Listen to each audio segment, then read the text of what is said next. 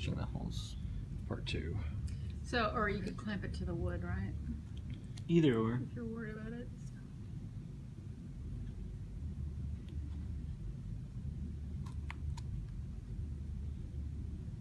And that would probably have been easier to use a lighter paper versus the darker paper. Yeah, because it's colored in. Yeah. Let me make sure I got that.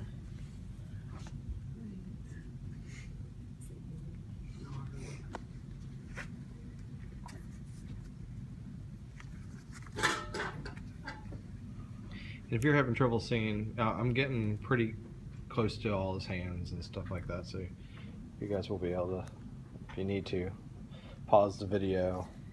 Yeah, what did you say what's your YouTube channel again? When I send it through the Facebook to you, it goes directly, when you click on that video, it'll have my little, it'll say channel or user or name, sender, whoever posted it, and you can go to, just click on my little picture at the bottom when it, on that YouTube. From the email. From the mail, yeah. Or the yeah, whenever you Facebook Messenger. Yeah, I'll show you how to do it, and you can go to my, say my videos, and then you'll see all of them in there in my grouping. Okay. If you have trouble, but it should be Cedar Valley Printmaking Bookmaking class. And if you type in Cedar Valley, you'll see all the videos popped up in YouTube now. So that's the. Please do this tomorrow because I won't be here. You're gonna film it, right? Oh yeah, we're gonna film every day. Yeah, What are we doing tomorrow? Tomorrow you're doing a hardbound book, and we're gonna do. I have to look at the sheet. What? It's the long stitch. The long stitch. That's right. And then I'll teach on Monday the caustic, or the. It's not caustic. Coptic. We call it caustic. That's with the wax. Coptic. Yeah, we're gonna. Yeah. We're gonna eat caustic. Yeah, Coptic. Yeah, I'll teach you that method on Monday, and so.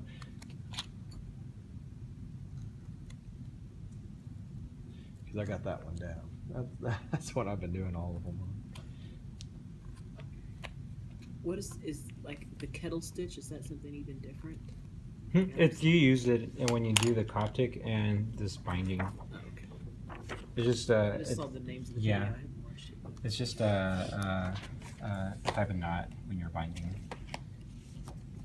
or a stitch, I guess.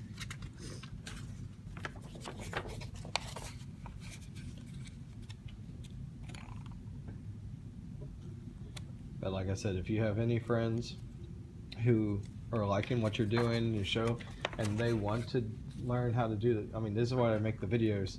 Send them to your friends, and the more people that see these, the more interest this class will have. So they can and they can do them themselves. They don't have to take this class, but it just helps to have me and others kind of, and you get inspired by the class.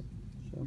And they don't have to go out and buy every tool, because if you just watch the videos, you've got a lot to go out and purchase. You've got a lot of things here that make it easier to do the work and do it well.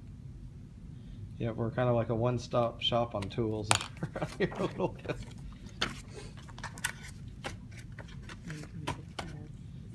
And you have the presses, the squares,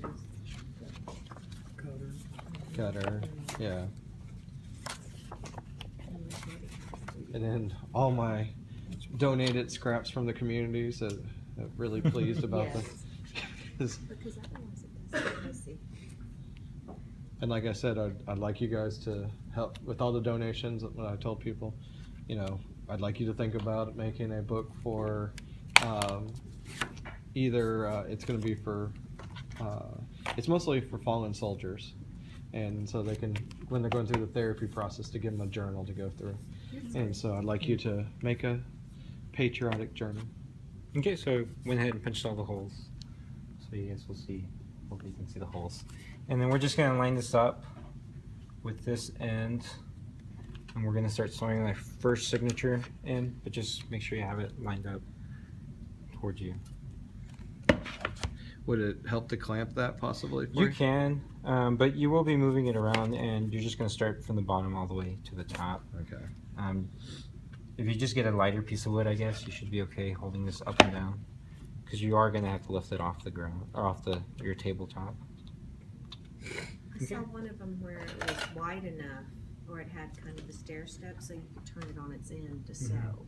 So while you're sewing, it's holding it for you, so you're not having To do that, do all of yeah. that. There's a lot of different like tools and jigs you can get or make, just to Depends make on your it easier. nature of how you like to work.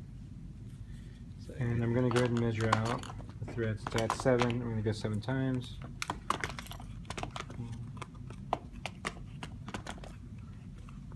And probably just a little bit extra, just to be safe. Yeah. What if you ran out of string? Or I can show you how to splice. It's the same way of doing that square knot.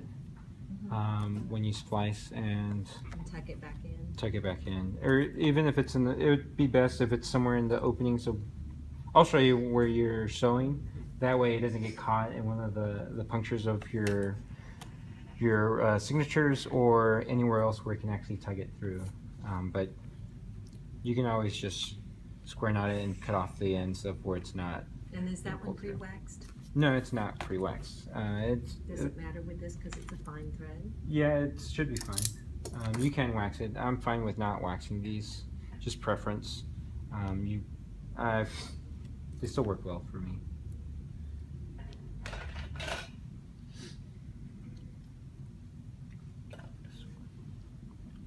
On this one, I do tie a knot since it's finer thread. It's not waxed. The wax does help thread the needle. So what thread are you using here? This is a linen thread. So same thing we've been using, just a thinner one. Mm-hmm.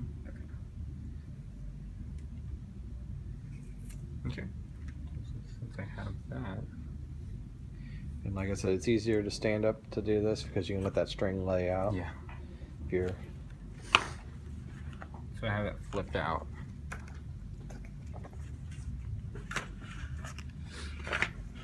So what I'm going to do is I'm going to start on this end, and just on the outside you're going to go in.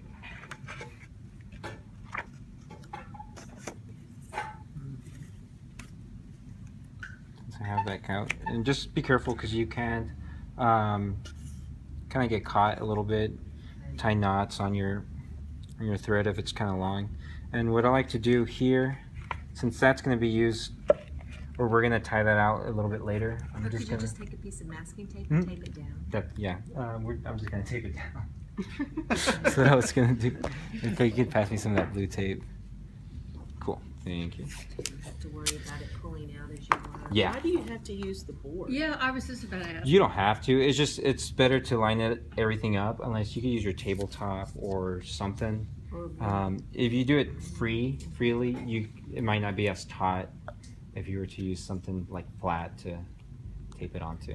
But it's easier for me, and this is the way I kind of learned how to do it. And I've tried it without it, and it just gets a little loose. Okay. So if So you're this just if you're just taking the pages and just sewing Mhm. it gets too loose. For me, it does. It depends on because you could probably do it, or you guys can do it, and it might be better not to use the board than to use it. But this is just the way. It's a little bit better for me.